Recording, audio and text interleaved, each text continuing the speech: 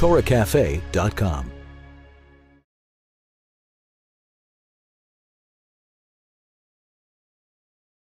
A little oil. I am doubling your recipe. Don't. Okay. Here's one. The first thing I want to do while my machine is dry is to make breadcrumbs. Just look. There is a lot of things that don't pay, that you should never buy commercially. Breadcrumbs is definitely one of them. If only because who doesn't have bread? Who doesn't have? If you have bread, you have breadcrumbs. Thank you for not asking what if I don't find breadcrumbs. If you don't find breadcrumbs, you take a piece. No, I'm not on your case. Chas v'shalom. No. It's part of the fun. How much breadcrumbs did I tell you in all? That's it. No mas. Look. There is no excuse for buying bread. You're cooking, the machine is going, everything is going. Make breadcrumbs.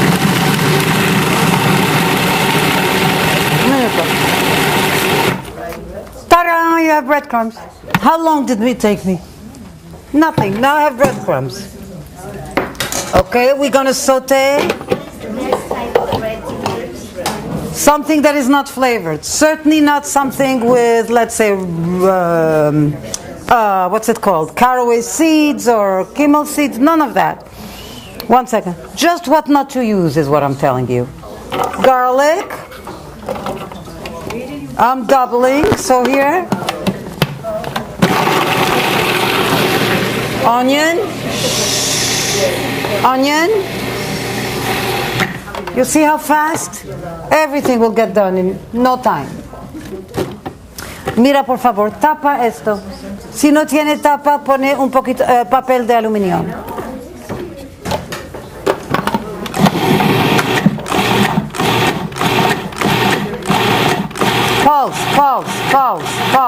Pulse. Good.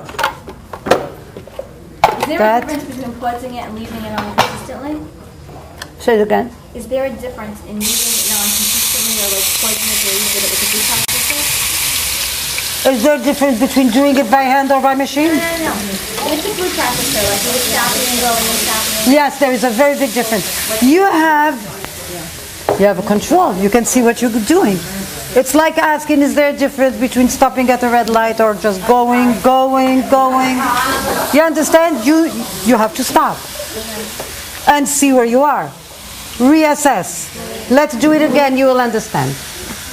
All of you who don't use the food processor often, this is gonna change that for you. Look. Would you agree with me? Shh. Look. My people I know all have a food processor. Let's talk about this contingent. Here.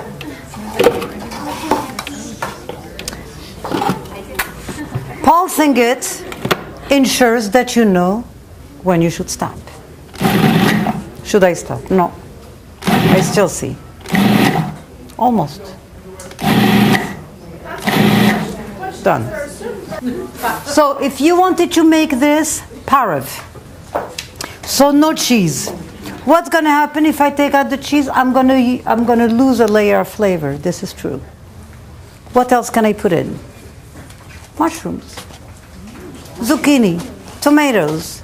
All of them or No, never all of them. A choice. All of them we will be faced again with the Korean leftover flour part. Always a short list of ingredients. Okay, well, so what would you add? I would Either one of mushrooms, red peppers, diced tomatoes, zucchini. You understand? Any of this. Okay. You understand? So this is almost done. Okay. Spinach. How much spinach did I tell you? 10 ounces. And this is frozen spinach. Why bother? It's clean, it's done. If you were serving spinach as a side dish, of course this is not fair. It's like making kugel with instant potatoes. La media de esta caja está bien. You understand? But since this is just one of the ingredients, And since frozen is so fabulous, I see no reason why you shouldn't. Remember, frozen, in my little book, in short order, I talk quite extensively about frozen versus fresh. And many times frozen is the winner. Many times. Many, many times. Why? Not by accident. Because, mezcla. Because frozen was picked at the height of its freshness, lowest price, sweetness, ripeness, for every reason, as long as the frozen item you have has absolutely no treatment whatsoever. If the ingredients read ingredients, spinach, I'm totally okay. Totally okay. Anything short of that, you're not okay. Okay? I'm doubling this. 2 cups tomatoes. Where is the spinach? What page are you on? Right there. I'm going to show you how beautiful this looks. What else goes in? Half a cup. 1 cup. Half a cup.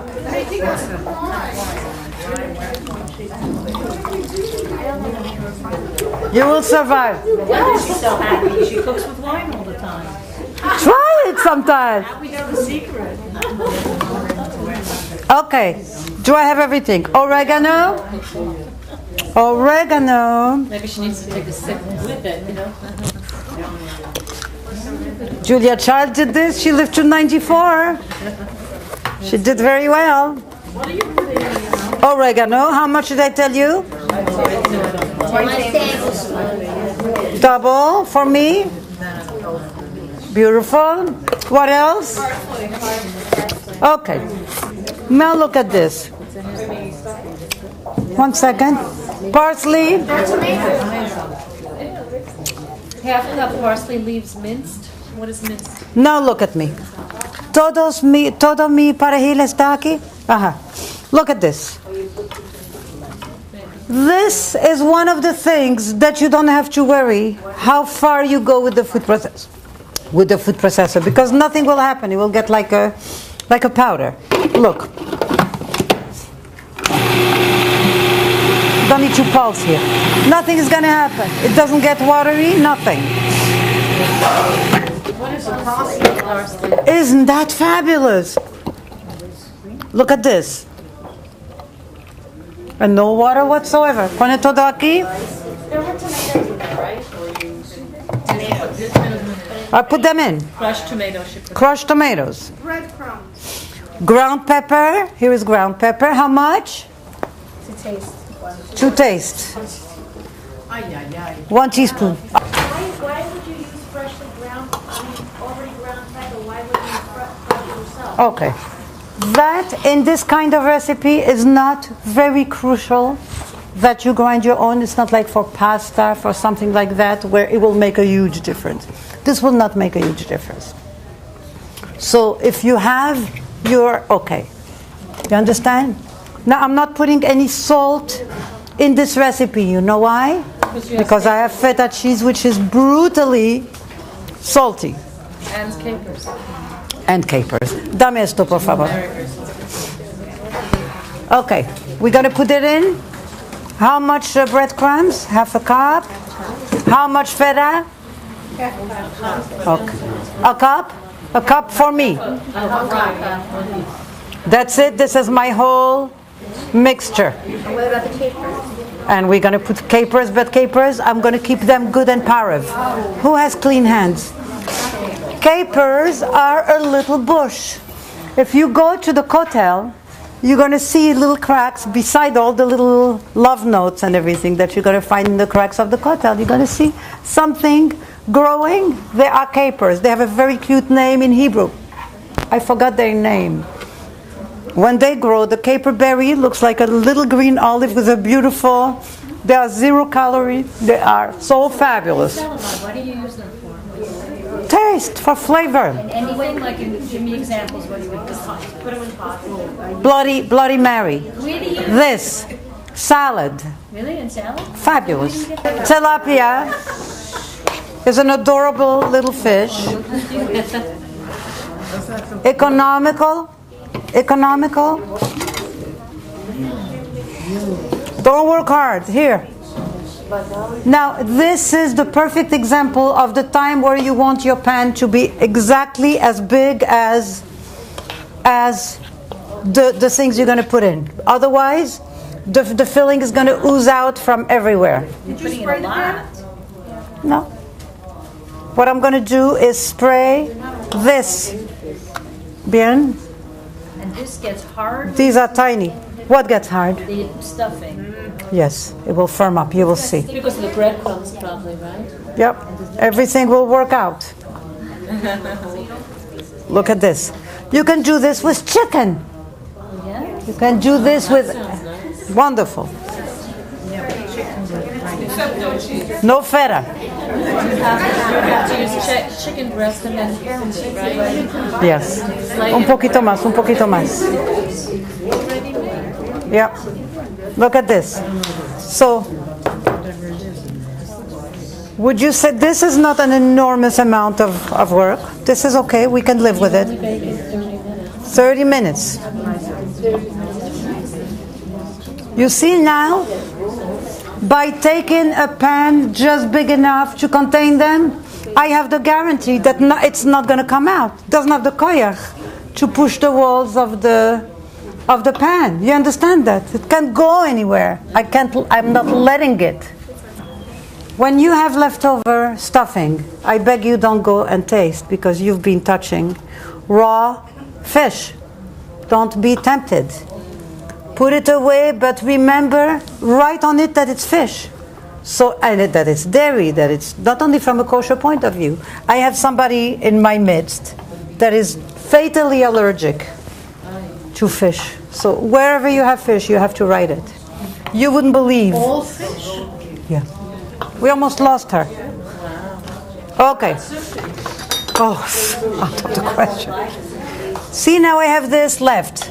I think if I had another 6 fillets, it would have been all full. What am I going to do to fill that gap? We're going to see. ¿Dónde están los papeles de aluminio?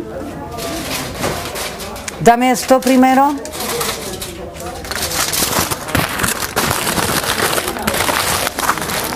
Honey, I shrank the pan. Here. This does not have the strength to push this. I am blocking it. Also, I'm blocking this filling from coming out from here. Don't run and go and buy another one. Just a drop, a drop, a drop, drop, drop, drop, drop, drop. I want to give it a luster. And then I want to sprinkle.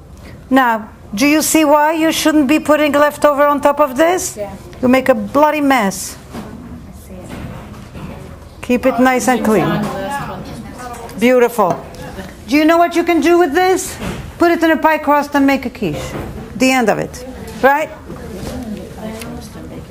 Paprika, I beg you, don't ever go with your hands in the because you're going to make a horrible mess.